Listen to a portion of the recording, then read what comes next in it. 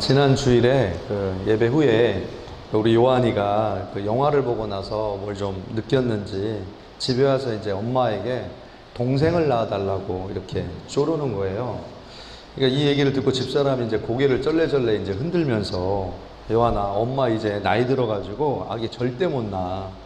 그리고 힘이 없어서 키울 수도 없어. 절대 안 돼. 절대 불가능해. 절대 못 해. 그랬더니 요한이가 이제 두 주먹을 불끈 쥐더니 엄마한테 쪼르륵 달려가서 이렇게 외치는 거예요. 할 수 있다. 할 수 있다. 할 수 있다. 우리 집에서 믿음이 제일 좋은 것 같아요, 요한이가. 우리 성도님들 표정이 걱정스러운 눈빛인데요, 아기를 낳겠다는 뜻이 아니에요. 예. 그런 일이 있었다, 이제 이런 거지. 예, 저도 절대 못합니다. 예. 예. 오늘 우리가 살펴볼 말씀은 선지자 예레미야의 그 첫 장, 예레미야서 첫 장에 예레미야의 소명에 관한 그런 말씀을 한번 생각해 보려고 합니다. 선지자 예레미야는 소위 눈물의 선지자라고 이렇게 불려지고 있는 사람인데요.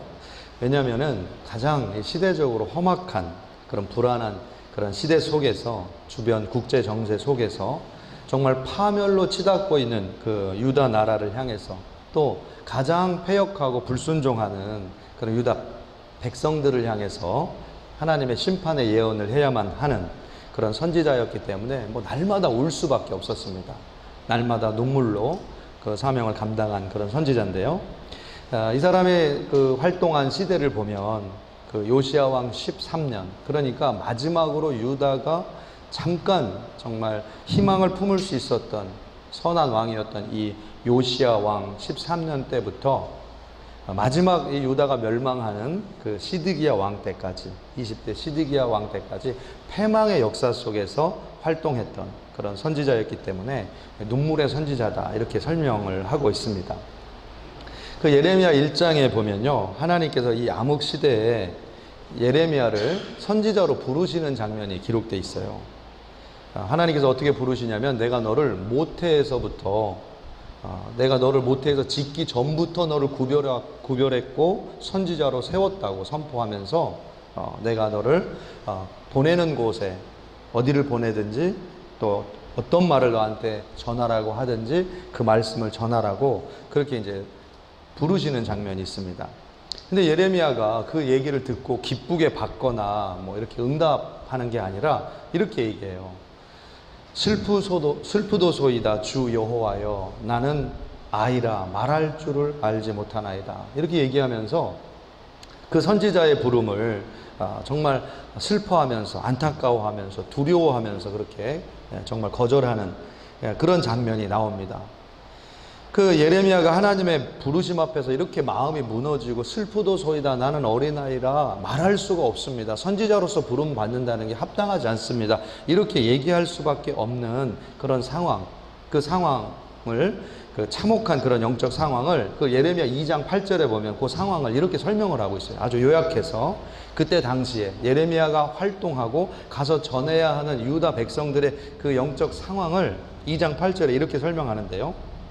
제사장들은 여호와께서 어디 계시냐 말하지 아니하였으며, 율법을 다루는 자들은 나를 알지 못하며, 관리들도 나에게 반역하며, 선지자들은 바알의 이름으로 예언하고 무익한 것들을 따랐느니라. 백성들에게 하나님이 어디 계시느냐, 하나님의 그 임재가 어디 있느냐, 이렇게 얘기해 줘야 할 제사장들은 하나님에 대해서 얘기를 안 해준다는 거예요. 하나님을 어떻게 섬겨야 되는지 얘기를 안 해준다는 겁니다.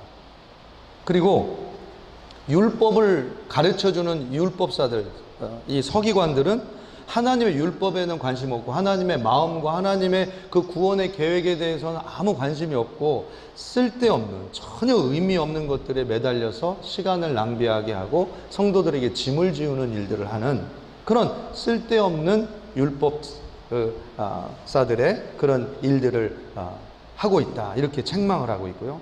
관리들은 하나님을 배반하고 백성들을 착취하고 있고, 하나님의 뜻에 민감해야 될 선지자들은 인기를 얻으려고 바알의 이름으로 선지자 노릇하고 예언을 하면서 무익한 것을 따르는 그런 영적으로 아주 모든 그 지도자들이 타락한 상황을 그렇게 설명을 하고 있습니다.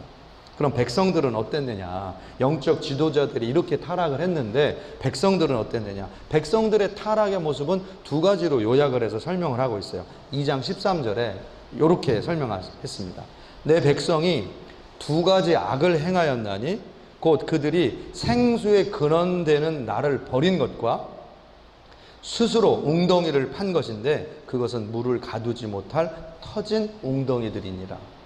그러니까 이 유다 백성들이 하나님 앞에 큰 죄를 두 가지를 지었는데 영적으로 타락한 모습 딱 두 가지 요약을 해보면 아주 무수한 일을 저질렀지만 이걸 요약하면 딱 두 가지로 요약할 수 있다는 거예요. 생수의 근원, 물의 근원, 네 생명의 근원 대신 하나님을 아주 과감하게 버려버렸다는 거예요. 아니 어떻게 그래요? 내가 지금 이렇게 숨쉬고 살아있는 것 자체가 하나님의 은혜인데 하나님이 나를 지으시고 이끌어가고 계시고 나를 복주시고 내 생명을 유지해 가시는 그 근원이 하나님인데 아주 과감하게 버려버리고 그 다음에 무슨 일을 했느냐? 자기가 알아서 물을 파서 웅덩이를 만들어서 아 이게 하나님이다. 자기 인생의 물의 근원을 스스로 만들어서 찾았다는 거예요. 이게 얼마나 하나님 보시기에 악한 일이냐.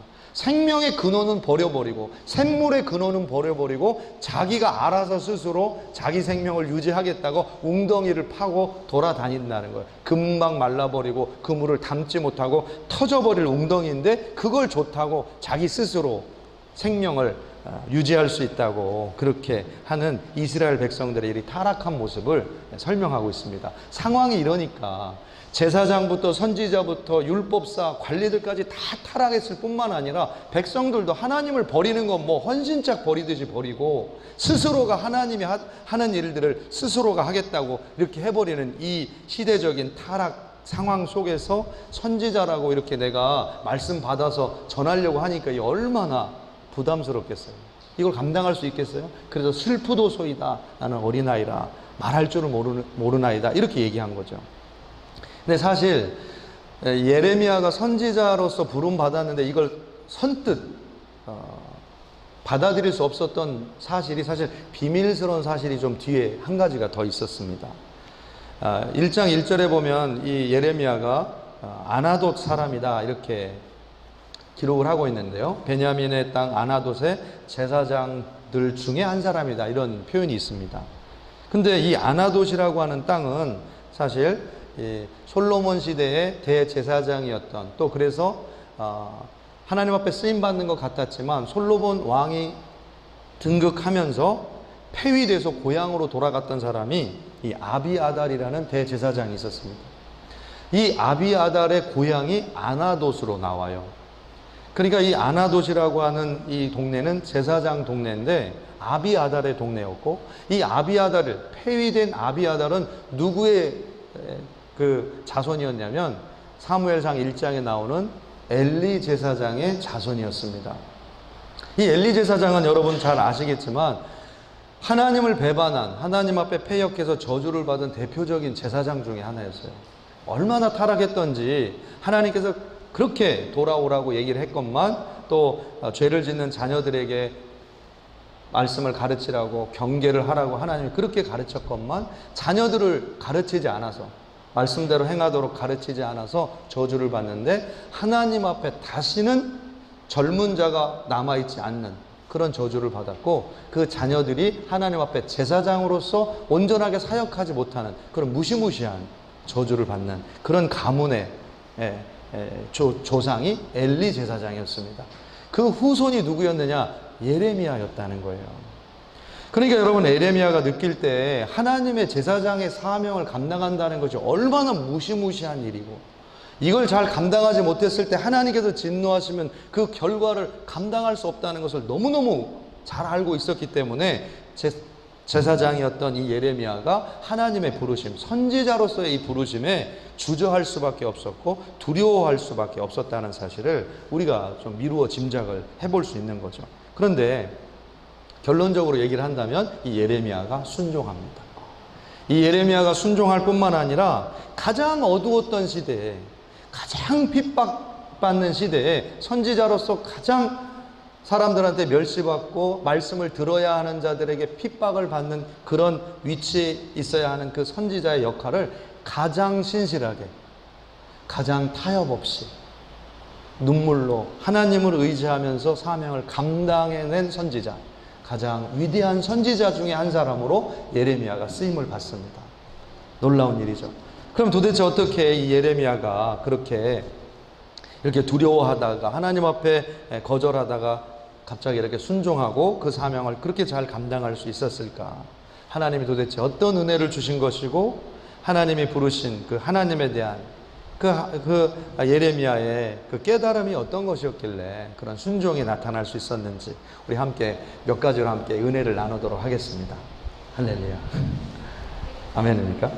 더운데 지금 첫째 번 시작하는 거군요. 이렇게 생각하시는데, 예, 서론이 길면 내용이 좀 짧아지는 거 아시죠? 첫 번째로 이 예레미야가 어떤 것을 깨달았고 하나님 앞에 순종할 수 있었는가?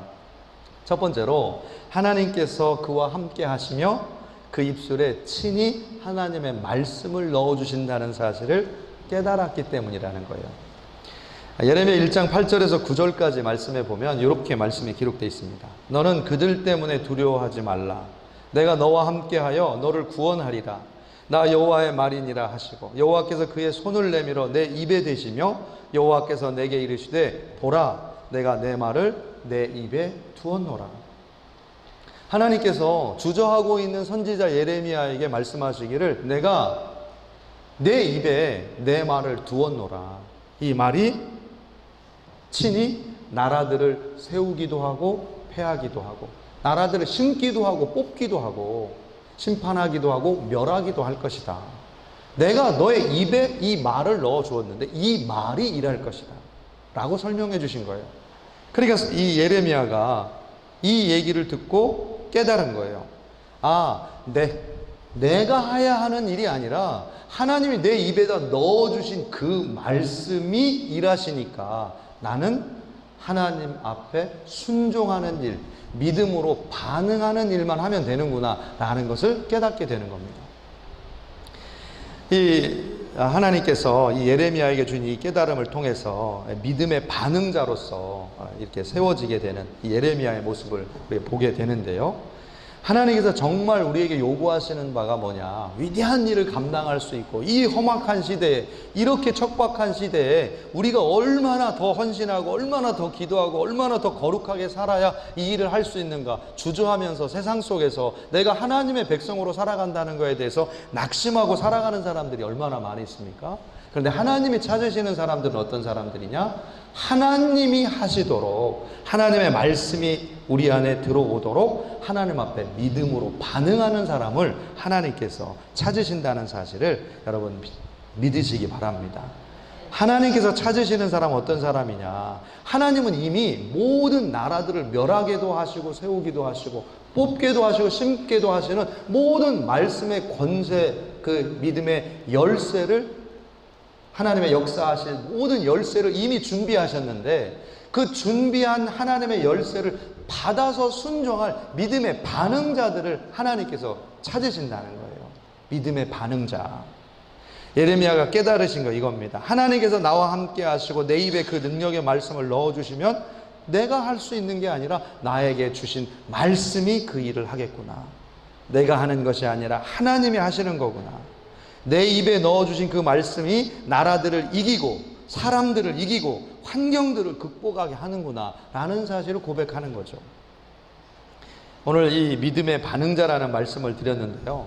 성경 속에 나와 있는 모든 믿음의 그 위대한 선지자들, 위대한 그 인물들은 모두 믿음에 반응한 사람들이었다는 거예요. 믿음의 반응자들이었다는 거예요. 그 사람들 자체가 성정이 좀 달랐던 게 아니라 우리하고 똑같은 사람이었음에도 불구하고 그들은 믿음으로 반응한 사람이었기 때문에 위대한 믿음의 주인공들이 됐다는 거죠. 그래서 하나님의 말씀을 그대로 받고 믿음으로 반응하는 자들이 히브리서 11장의 말씀처럼 그들은 믿음으로 나라들을 이기기도 하며 사자들의 입을 막기도 하며 불의 세력을 멸하기도 하며 칼날을 피하기도 하며 연약한 가운데 강하게 되기도 하며 전쟁에서 이방 사람들의 진을 물리치기도 하며 자기의 죽은 자들을 부활로 받기도 하며 할렐루야. 믿음의 반응자들 속에서 이러한 사건들이 일어났고 믿음으로 반응한 자들에게 믿음의 주인공이 되는 영광이 주어졌다는 사실을 말씀하고 있는 거죠. 여러분, 가만히 있다고 해서 자동적으로 어떠한 일들, 의미 있는 일들이 내 안에서 이루어지는 것들이 아니라 하나님 앞에 믿음으로 반응할 때 그곳에서 하나님과의 역사가 불꽃처럼 불타오르게 되고 역사들이 나타나게 된다는 사실을 믿으시기 바랍니다. 여기 믿음의 많은 청년들이 공부하고 보스턴에서 학위를 받고 미래 비전을 위해서 또 여기서 일을 하고 또 여기에 왔습니다. 근데 많은 사람들이 내가 열심히 공부만 하면 무슨 큰 일들을 이루면 좋은 일들이 내 안에서 이루어질 거라고 이렇게 생각하고 열심히 이제 공부를 하고 일을 하고 있죠. 여러분, 사랑하는 성도님 여러분, 이 시대의 험악한 상황 속에서 믿음이 없이 여러분 혼자 여러분의 능력들로 이 나라들과 이 사람들과 이 환경들을 여러분 이겨내실 수 있을 거라고 생각하십니까? 여러분, 이 시대를 여러분의 힘만으로 뛰어넘을 수 있겠다고 여러분 믿고 계십니까? 여러분들이 엄청난 어떤 성과들을 내고 학위들을 받고 직장에 들어갔다고 해서 여러분 인생 속에 정말 여러분의 영혼과 여러분들의 삶과 가정과 앞으로의 모든 여러분의 미래 속에 영적 의미 있는 사건들이 자동적으로 일어날 거라고 생각하십니까? 사실 그렇지 않다는 거예요. 여러분들이 힘으로 얻어낸 것들이 여러분의 인생에서 영적인 유의미한 일들을 자동적으로 만들어주지 않는다는 사실을 우리가 깨달아야 돼요. 여러분, 그저 우리가 이 세상 속에서 얻은 세상 일로 만들어낸, 우리가 만들어낸 우리의 일들은 우리에게서 뭘 만들어내느냐? 그저 세상이 흘러가는 일들과 같은 일들만 일어나게 만들어요. 내가 세상 속에서 내 힘으로 만들어낸 일의 결과들은 그저 세상 사람들이 그냥 알고 세상 사람들이 느끼고 세상 사람들이 누리는 그저 그런 일들만 내 안에서 이루어지게 만들지 하나님의 일들이 내 안에서 이루어지는 일들을 만들어내지 못한다는 거예요. 언제 그런 일들이 일어나느냐? 하나님이 내게 주시는 하나님의 부르심 속에 믿음으로 반응할 때 하나님의 역사가 불꽃 같은 역사들이 내 삶 속에서 기적적으로 일어난다는 사실을 믿으시기 바랍니다. 여러분들은 무언가 여러분들이 굉장한 것을 얻을 수 있다고 생각하고 달려가고 세상 사람들과 경쟁해서 많은 것들을 이미 내가 얻었다고 생각을 하고 더 많은 것들을 위해서 바라보고 달려가고 있지만 사랑하는 성도님 여러분, 잊지 말으셔야 될 게 있어요. 뭘 잊지 말으셔야 되냐? 여러분들이 굉장한 걸 얻은 것 같지만 사실은 여러분들은 더 중요한 인생의 시간과 젊음을 이미 소진하고 있었다는 거예요. 인생의 대부분의 아주 귀한 시간들을 대신 내어주고 얻고 있다는 것을 기억하셔야 돼요. 다시 돌아올 수 없는 가장 값진 영혼의 시간을 내어주고 무언가를 성취하고 있다는 거 아셔야 돼요. 그래서 자신의 생명과 젊음과 시간을 허비하고도 내어드리고도 아깝지 않을 엄청난 영적 의미 있는 인생의 일들이 내 안에서 이루어지기를 소망해야 되는데 그것은 하나님의 부르심 앞에 믿음으로 반응할 때만 나타난다는 거예요. 할렐루야.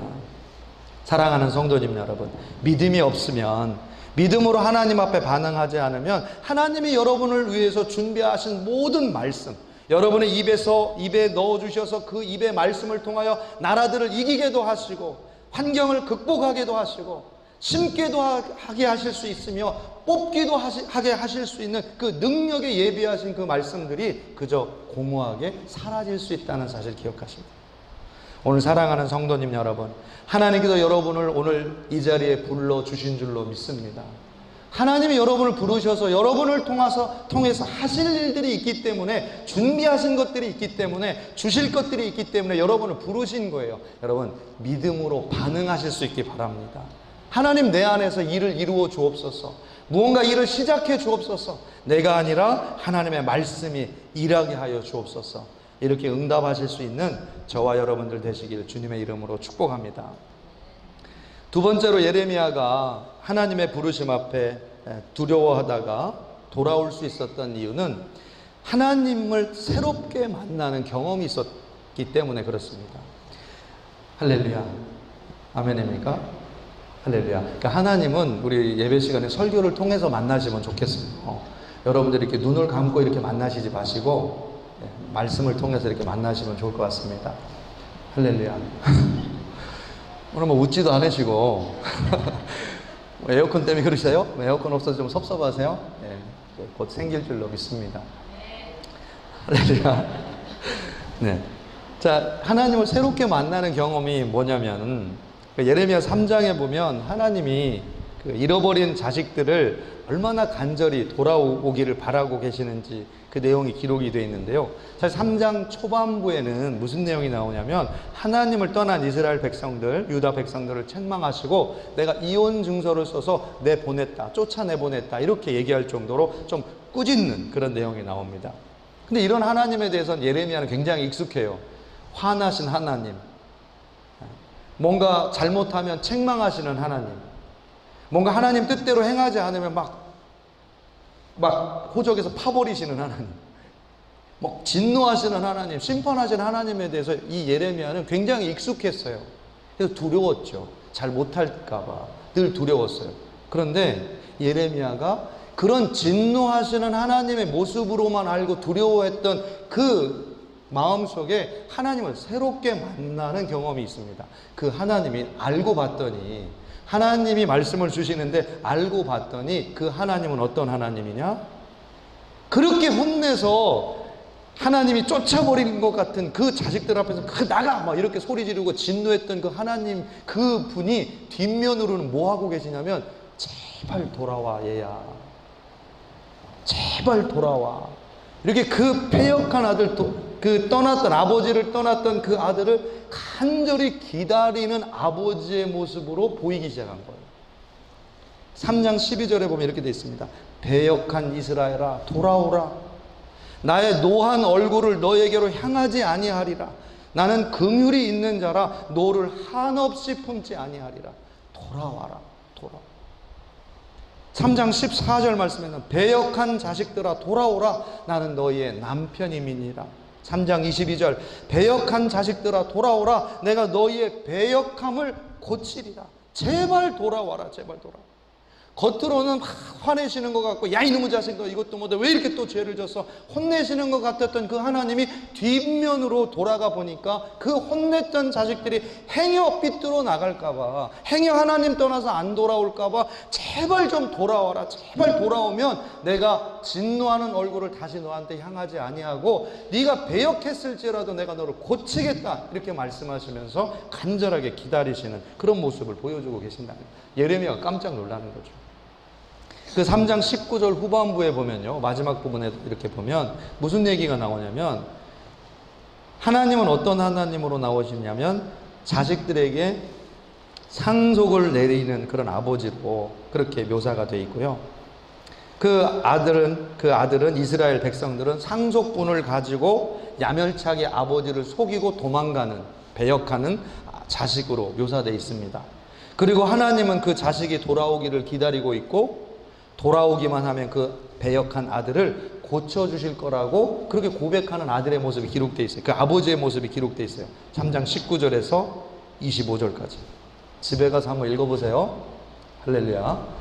자, 여러분 이 얘기를 어디서 많이 들어보신 것 같지 않으세요?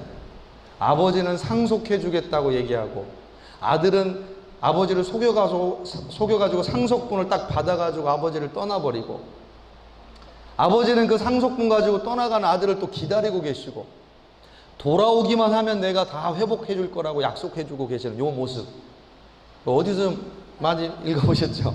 바로 그렇습니다. 누가복음 15장에 소위 탕자의 비유입니다. 그 탕자의 비유에 보면 아버지가 상속해 주지도 않았는데 상속분 달라고 그래서 그 재산을 다 그 타락한 삶으로 다 날려버리고 나중에 그 어려운 삶이 계속되니까 아버지께로 돌아가겠다 이렇게 얘기하면서 아버지께로 돌아가는데 아직 보이지도 않는 아주 길이 아직 멀리 남아있는 아주 보이지도 않는 그 길에 아버지가 이미 서 계셔서 아들 모습인 것처럼 보이자마자 성경 본문에 어떻게 되냐면 달려가서 그 아들을 끼워 안았다고 그러죠. 아직 산거가 먼데 아직도 거리가 멀어서 보일까 말까 하는 상황인데 아버지가 이미 나와 계세요. 나와 있을 뿐만 아니라 아들이라고 생각하자마자 달려가 가지고 그 아들을 끌어안고 품에 안으면서 그에게 옷을 입히고 가락지를 끼고 소를 잡으라고, 송아지 잡아서 잔치하자고 그렇게 얘기하시는 아버지의 그 비유, 탕자의 비유가 누가복음 15장에 기록되어 있어요. 이 얘기를 하신, 비유를 얘기하신 예수님이 지금 무슨 얘기를 인용하고 계시는 걸까요? 예레미야의 만난 그 아들을 기다리는 예레미야 3장의 본문을 재해석해서 지금 설명하고 계시는 거예요. 그게 아버지의 마음이다. 이게 아버지의 마음. 이 아버지의 마음을 깨달은 예레미야가 그렇게 돌아온 겁니다.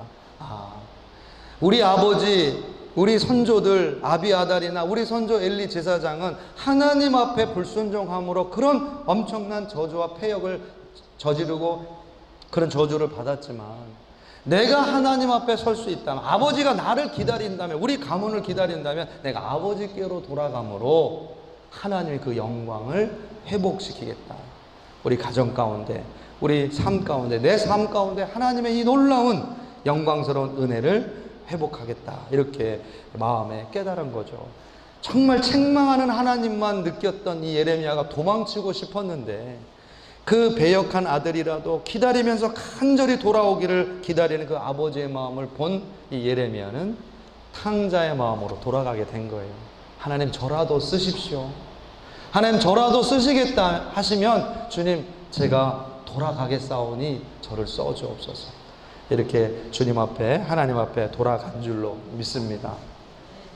마지막으로 한 가지를 더 설명드린다면요, 예레미야는 하나님께서 굉장히 큰 거를 요구하고 내가 사명을 맡으면 굉장한 일을 해야 된다고 생각을 했는데, 하나님께서 정말 요구하시는 것이 한 영혼이라는 사실을 발견하게 되면서 엄청난 선지자의 사명을 기꺼이 수락을 하게 됩니다.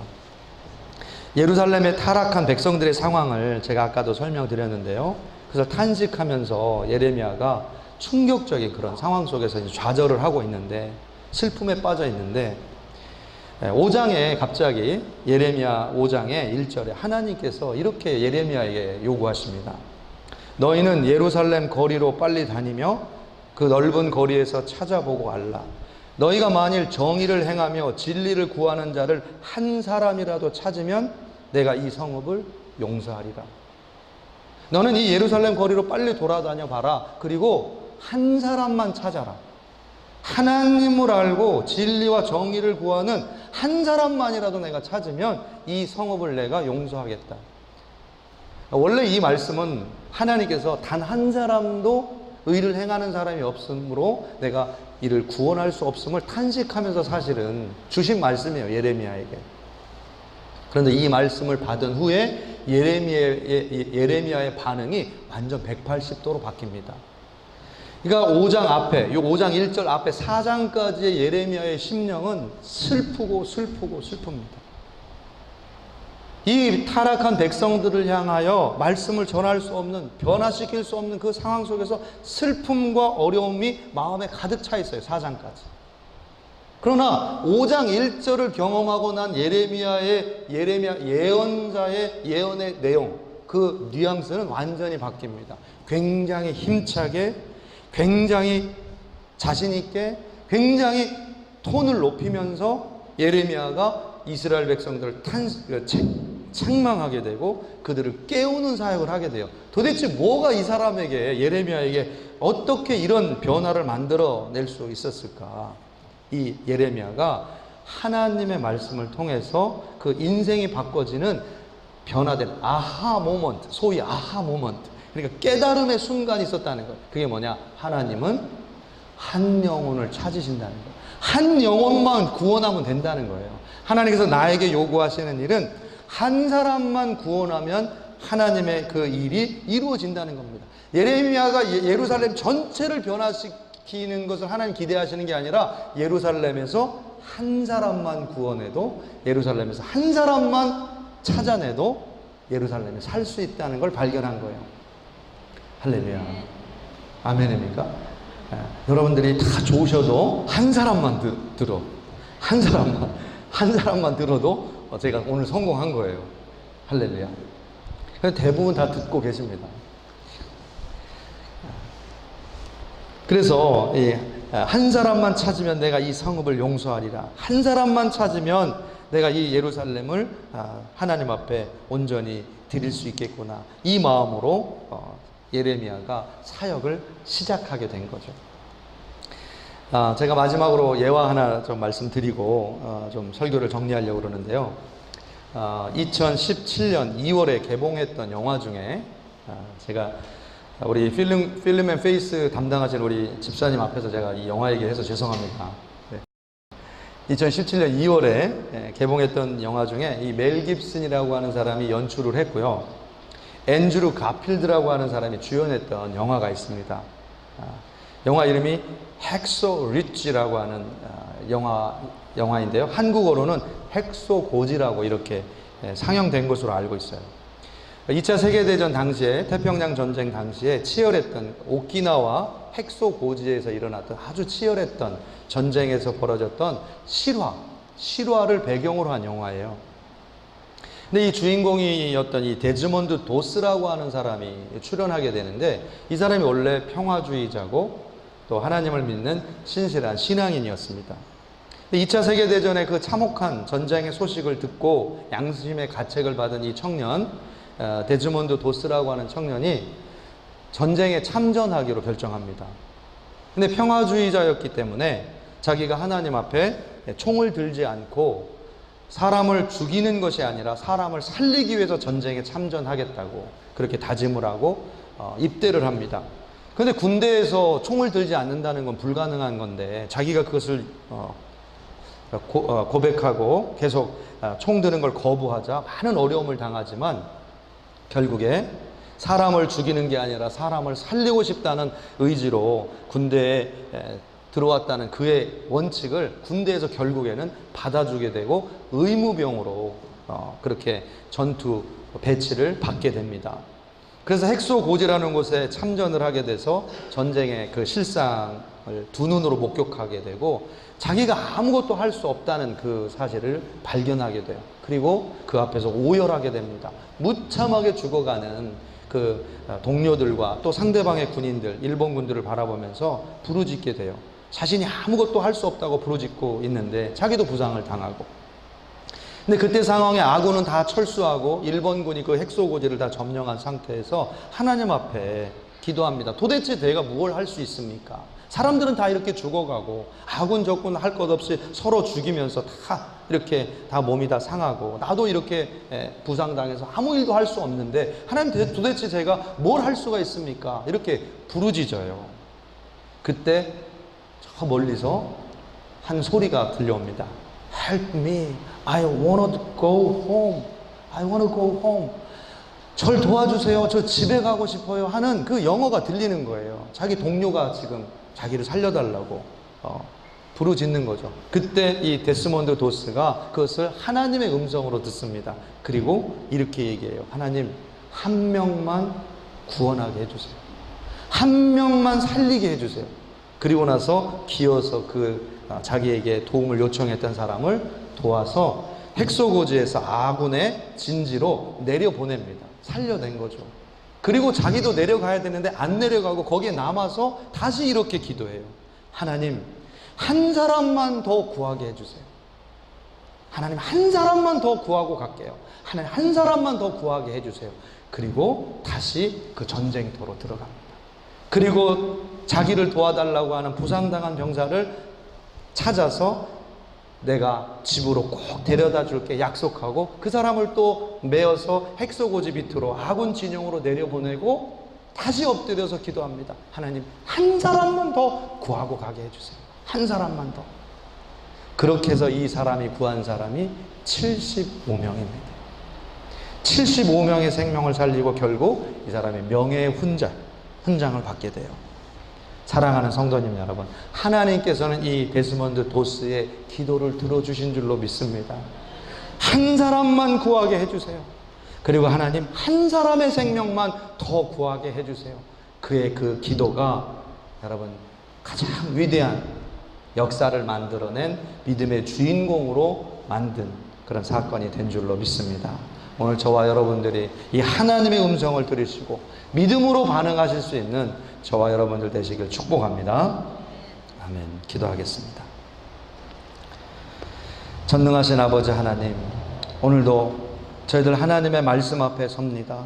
하나님은 우리를 부르시건만 그 부르시는 하나님 앞에 우리가 얼마나 하나님의 이름을 외면하고 생수의 근원된 하나님을 거부하며 스스로 내 인생을 만들어 보겠다고 달려가고 있는 우리의 모습들이 얼마나 안타까우신지, 우리를 향하여 우리를 기다리시며 부르짖으시는 아버지의 음성을 듣게 하시고 오늘 부족하지만 저희들이 이렇게 고백할 수 있게 하여 주옵소서.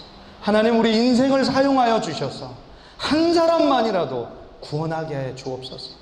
주님, 한 생명만 더 구원하게 하여 주시옵소서. 오늘 우리가 쓰임받는 주님의 사람들, 주님의 교회가 될 수 있도록 축복하여 주옵소서. 예수님의 이름으로 간절히 기도드렸사옵나이다. 아멘.